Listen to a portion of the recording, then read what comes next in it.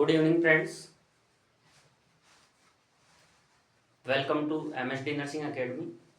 इससे पहले की क्लास में हमने डिस्कस किया था ब्लड वेसल्स के बारे में, और जिसमें हमने पढ़ा था कि ब्लड वेसल्स दो प्रकार की होती है। एक वो होती है जो कि हार्ट से ब्लड को सभी ऑर्गन्स की सेल टिश्यू तक पहुंचाती है, तो वो तो होती है आर्टरीज। और वो ब्लड वेसल्स जो कि सेल टिश्यू से वापस डीऑक्सीजनेटेड ब्लड को हार्ट में लेके आने का काम करती है, वो होती है वेन्स। तो यहाँ पे आज की क्लास में हम डिस्कस करने वाले हैं वेन के बारे में, शिराएं जिनको अपन हिंदी में बोलते हैं। तो नॉर्मली बात करें कि शिराएं क्या होती है, तो शिराएं या वेन्स वो ब्लड वेसल्स होती हैं, वो जो ब्लड वेसल्स होती है इनका काम होता है, शिराओं का, वेन्स का, कि ये वेन्स जो होती है हार्ट के अंदर ब्लड को लेके जाती है, कि सभी ऑर्गन्स को, सेल टिश्यू को ऑक्सीजनेटेड ब्लड मिलने के बाद जब ब्लड के अंदर ऑक्सीजन नहीं बचती है या ऑक्सीजन का लेवल बहुत कम रह जाता है, तो सेल्स से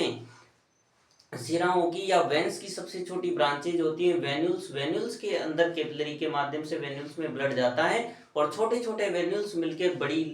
वेन बनाते हैं, और फिर सभी बड़ी बड़ी लार्ज वेनें मिलके एक मेजर वेन के अंदर, जिसको अपन इंफीरियर वेना केवा बोलते हैं, उसके अंदर ब्लड डालती हैं। और मेजर वेना केवा जो है, जैसे कि चेस्ट के नीचे से जो पूरा डीऑक्सीजनेटेड ब्लड होता है उसको इंफीरियर वेना केवा हार्ट के अंदर लाके डालता है, और अपर बॉडी पार्ट से जो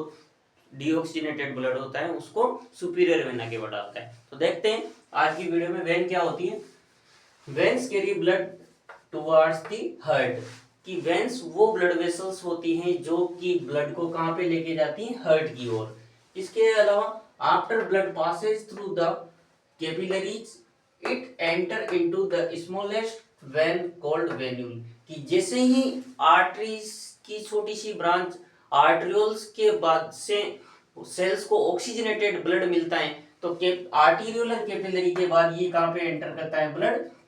स्मॉलेस्ट वेन के अंदर, या सबसे छोटी ब्रांच जो होती है वेन की, जिसे क्या बोलते हैं, स्मॉलेस्ट वेन को वेन्यूल्स। वेन्यूल्स के अंदर जाता है, और फिर छोटे छोटे वेन्यूल्स मिलके किसका, वेन का निर्माण करते हैं, और बहुत सारी वेन मिलके वेना केवा के अंदर ब्लड डालती है। इसके अलावा from the venules it flow progressively larger and larger when until reaches the heart. और वेन्यूल्स क्या करते हैं, वेन्यूल्स कंटिन्यूअसली वहां तक ब्लड को पास करते हैं, छोटे छोटे वेन्यूल्स मिलके वेन बनाएंगे। लिखा है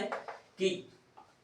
from the venules it flow progressively, continuously large, बड़ी से बड़ी वेन के अंदर जाता है, और बड़ी से बड़ी वेन लास्ट में कौन सी, सुपीरियर वेना केवा और इंफीरियर वेना केवा के अंदर अपना ब्लड पहुंचाती है, और इंफीरियर वेना केवा और सुपीरियर वेना केवा हार्ट के अंदर ब्लड लेके आते हैं।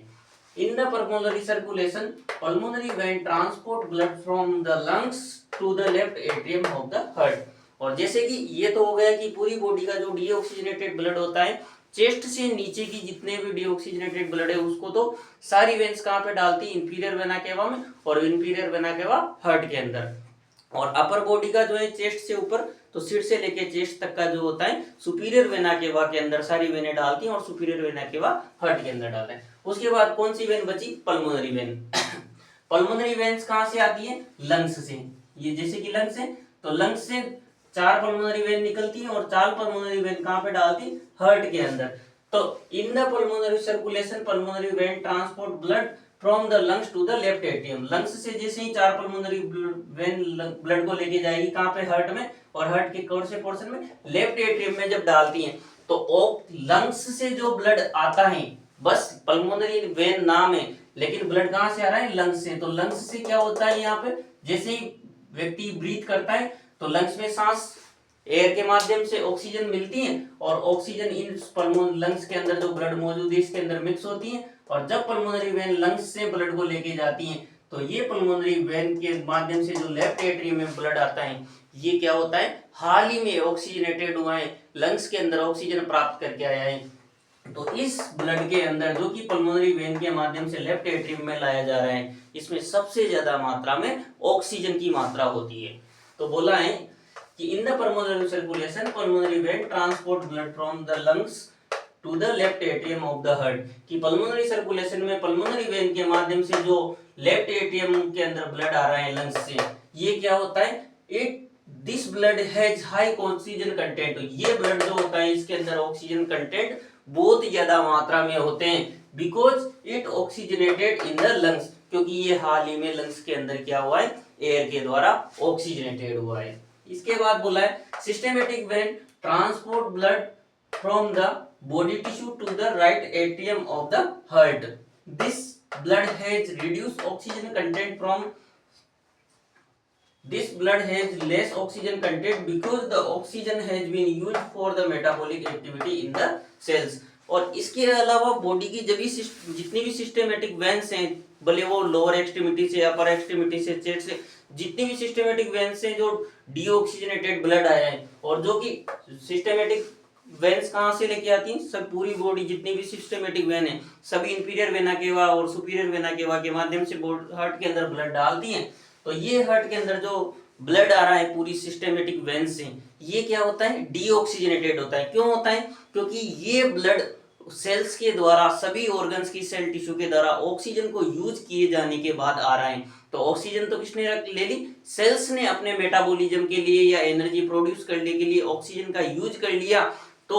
सिस्टेमेटिक वेन्स जितना भी ब्लड राइट एट्रियम में सुपीरियर वेना केवा और इंफीरियर वेना केवा के माध्यम से लेके आती हैं,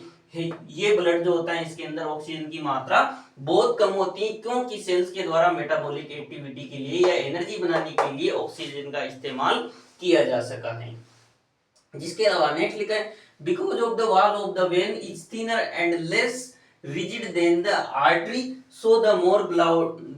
amount of blood remain in the vein. कि यहाँ पे बोला गया है कि जो वेन होती है उसकी जो दीवारें होती है वो आर्टरी की तुलना में क्या होती है, पतली होती है और कम मजबूत होती है, सॉफ्ट होती है थोड़ी। तो इसमें क्या होता है, प्रेशर कम होता है, और प्रेशर कम होता है तो ब्लड जल्दी से आगे नहीं बढ़ता है, तो ज्यादा समय के लिए वेन के अंदर ब्लड रुकता है। तो और इसीलिए बोला गया है कि about 70% of total blood volume remain in the veins at given time. कि जब कभी भी अपन देखेंगे तो पूरी बॉडी के टोटल ब्लड वॉल्यूम का 70% अमाउंट ब्लड का कहां पे रहता है, 24 घंटे अपन कभी भी चेक करें वेन के अंदर मौजूद मिलेगा।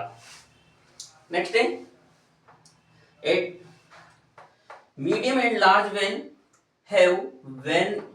venous valve similar to the semilunar valve. कि जो विनस जो वेन्स होती है, वेन्स के अंदर क्या पाए जाते हैं, क्योंकि प्रेशर कम होता है, जैसे कि ये वेन है तो वेन के अंदर प्रेशर कम होता है क्योंकि इसकी वॉल्स जो होती है पतली होती है और थोड़ी कम रिजिड होती है, तो इसके अंदर वैल्यू पाए जाते हैं और ये वैल्यू ब्लड को आगे मूव करवाने में हेल्प करते हैं। जैसे कि किसकी तरह से, हम सेमिलुनर वेल्व जो कि हार्ट में होते हैं, जैसे कि राइट एट्रियम और पल्मोनरी आर्टरी के बीच में होता है पल्मोनरी वेल्व, और लेफ्ट वेंट्रिकल और एओर्टा के बीच में जो वेल्व होता है एओर्टिक वेल्व, सेम उसी तरह से यहाँ वेन के अंदर भी वेल्व पाए जाते हैं जो कि आगे की ओर ब्लड को मूव करवाने में मदद करते हैं।